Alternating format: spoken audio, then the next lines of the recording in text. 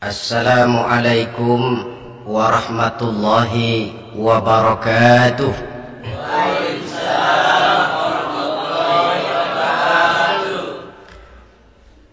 Alhamdulillahi rabbil alamin. Wassalatu wassalamu ala ashrafil anbiya'i wal mursalin, Sayyidina wa maulana Muhammadin wa ala alihi wa ashabihil mujahidin at-tahirin, amma ba'd. Saudara hadirin kaum muslimin rahimakumullah. Sebagai yang kita maklum bahwa Islam bertujuan memelihara kemuliaan manusia yang diciptakan fi ahsani taqwim, dalam bentuk yang paling sempurna. Arak atau minuman keras jelas merupakan hal yang merusak dari berbagai aspek kehidupan, entah kesehatan tubuh, entah pertumbuhan akal, ketentraman rumah tangga, ketentraman masyarakat, bangsa dan negara. Cobalah sejenak kita adakan penyelidikan. Kalau masuk kita ke dalam penjara, melihat sel-sel di sana, berapa banyak yang mendekam di sel karena urusan minuman keras. Masuk kita ke rumah sakit, berapa banyak yang dirawat akibat minuman keras, akibat stres yang dialaminya. Berapa banyak rumah tangga berantakan, berapa banyak pembunuhan terjadi, pemerkosaan terjadi akibat daripada minuman keras ini. Yang paling ironi kalau dia sudah menyerang anak-anak muda kita. Padahal kita tahu remaja pemuda adalah bentuk miniatur daripada kehidupan suatu bangsa.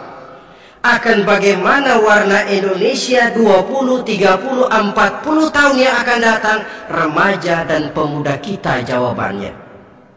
Bahkan dari segi agama pun, akan bagaimana warna Islam di Indonesia 20, 30 tahun yang akan datang, remaja itu pula jawabannya. Karena itu tidak terlalu berlebihan kalau saya berkata bahwa untuk menghancurkan Islam di Indonesia ini tidak perlu menghancurkan pondok pesantren, tidak perlu menutup masjid, melarang pengajian, menyegel musola, tidak perlu. Untuk menghancurkan Islam di Indonesia cukup dengan meracuni remaja, pemuda, pemudi Islam di Indonesia. Kalau mereka sudah diracuni, dijauhkan dari agamanya, masalahnya tinggal menunggu pergantian generasi. Maka yang jadi pilot proyek jelas remaja, pemuda, termasuk dengan menanamkan pengaruh minuman keras. Ditanamkan ke tengah remaja kita ini untuk jauh dari tuntunan agama. Hei pemuda-pemuda Islam, kalau kau mau jadi pemuda modern, jangan dekat-dekat ke masjid. Masjid khusus 60 tahun ke atas. Sepertinya di depan masjid itu ada papan pengumuman masjid khusus 60 tahun ke atas. Baca Quran kolot. Seiring dengan itu lalu modernisasi diartikan dengan westernisasi. Kau tidak akan bisa jadi pemuda modern sebelum semua yang datang dari barat kau telan mentah-mentah. Kau harus bisa bergaul seperti orang barat, berumah tangga macam orang barat, makan minum seperti orang barat. Kalau nyanyi lagu barat yang orang lain gak ngerti, kamu juga gak tahu.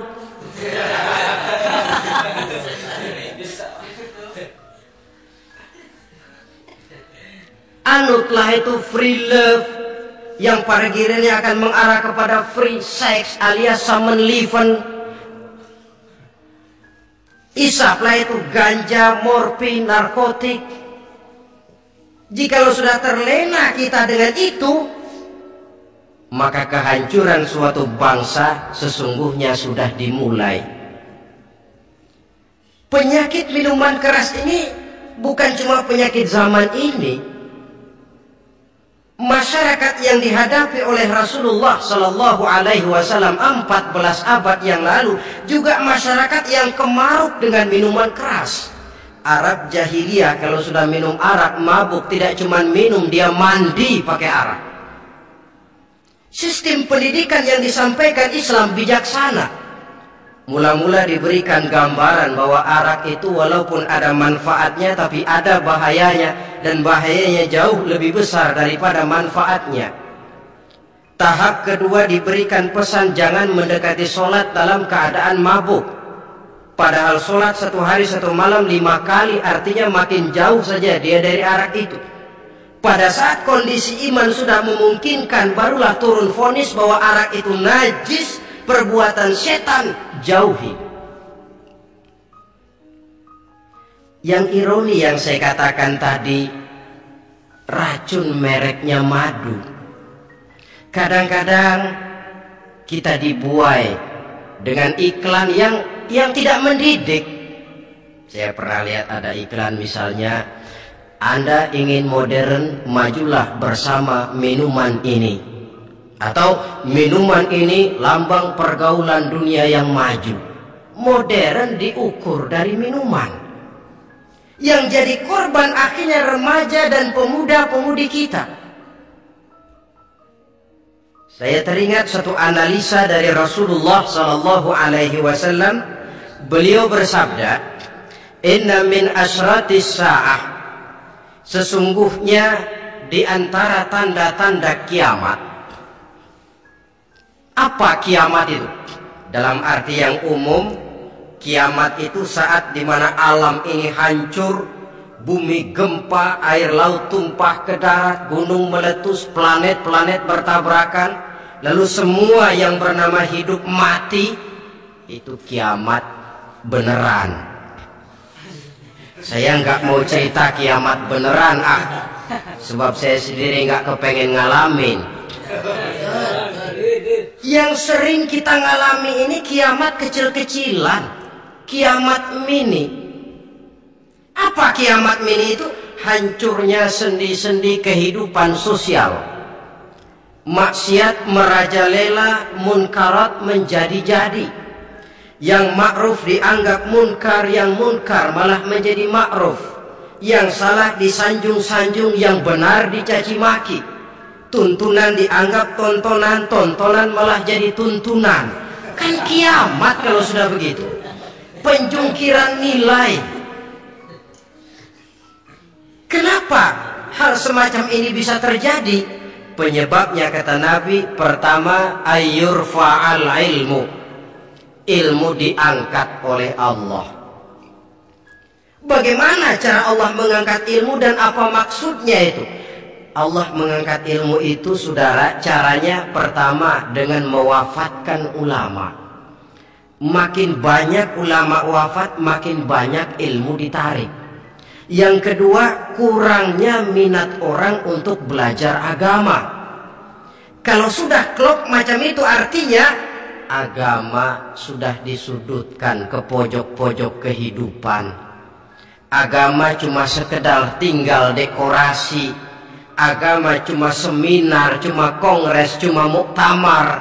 Tapi bahwa agama merupakan realita dalam kehidupan, itu tidak pernah terwujud. Kalau ulama sudah tiada, minat orang belajar agama berkurang, maka ajaran Allah tidak lagi didengungkan orang. Dikala itu wa yudharul jahlu, akan muncullah kebodohan. Nampak kebodohan di mana-mana. Muncul permissive society, masyarakat yang merasa boleh hidup dengan kaidah serba boleh. Tidak ada halal, tidak ada haram. Tidak ada hak, tidak ada batil, semuanya serba boleh. Kalau sudah begitu kondisi masyarakat, terjadilah apa yang dianalisa oleh Nabi. Dikala itu wayab suazina, zina